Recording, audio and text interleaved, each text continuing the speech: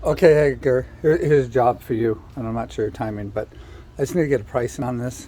So we're dealing with a foundation that's doesn't look like there's rebar in it, but the whole area with that upper patio area, the lower deck area, and then these two slabs is 46 feet by 12 feet wide.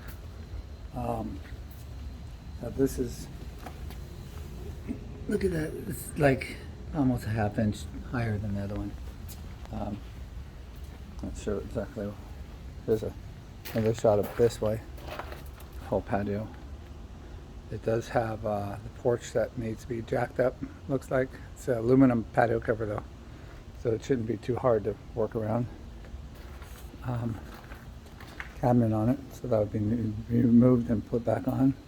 Nice little patio area though. It's beautiful back here.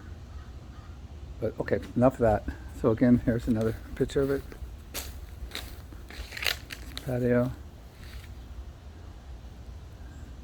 It's 12 deep that way towards the house and 46 long that way, counting that one as well.